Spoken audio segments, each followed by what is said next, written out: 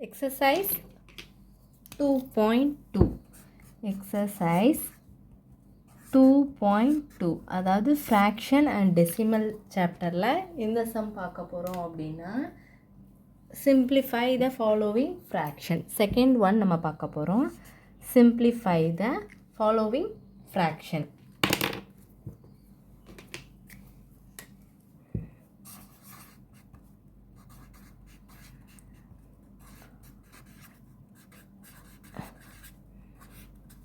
Following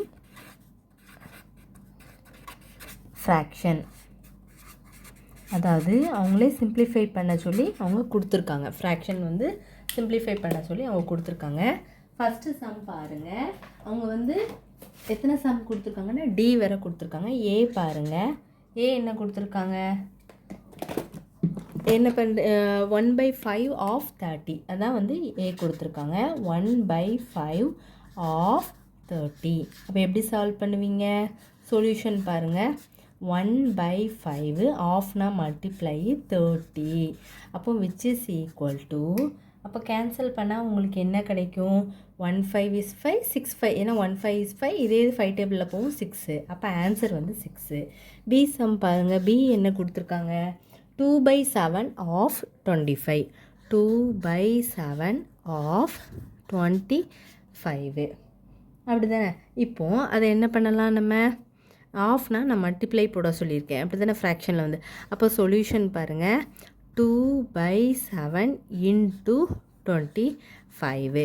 இது வந்து 7 டேபிளில் 35 தான் போகும், 25 போகாது. ஏன்னா 5 7s are 35.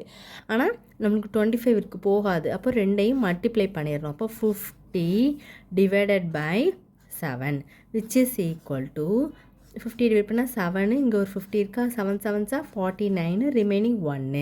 அப்போ எழுதும்போது 7 1/7 அப்படின்னு எழுதிக்கலாம். ஏன்னா 7 ரைட் சைடில் போட்டுட்டு 1/7 மேலே எழுதிக்கலாம். அடுத்து சி சம் பார்க்கலாமா? சி என்ன கொடுத்துருக்காங்கன்னு பாருங்கள். சி வந்து என்ன சம் அப்படின்னா அவங்க வந்து 3/4 ஆஃப் 24. அப்போ சொல்யூஷன் பார்க்கலாமா? அப்போ 3 divided by 4 of 24 which is equal to 4 டேபிளில் வந்து 6 24 போகும். 1 4 is 4, 6 4s are 24. அப்போ 3யும் 6ஐயும் மல்டிப்ளை பண்ணணும். அப்போ உங்களுக்கு என்ன கிடைக்கும்? 18. அவ்வளோதான். 3 6 are 18. இப்போ அடுத்து டி சம் பாருங்கள். டி என்ன கொடுத்துருக்காங்க? வந்து 1/3 ஆஃப் 3 டிவைடட் பை 4. அப்போது 1/3 ஆஃப்னா மல்டிப்ளை மிக்ஸ்டு ஃப்ராக்ஷனில் இருக்குது.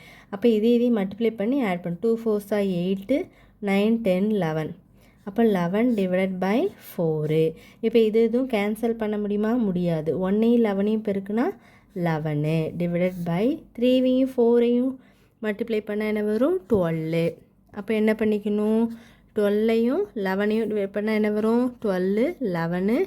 அப்போ 11 டேபிளில் வந்து உங்களுக்கு வந்து 12 போகுமா அப்படிங்கிறத நீங்கள் பார்க்கணும். போகுமா? போகாது. அப்போ நீங்கள் என்ன செய்யணும்?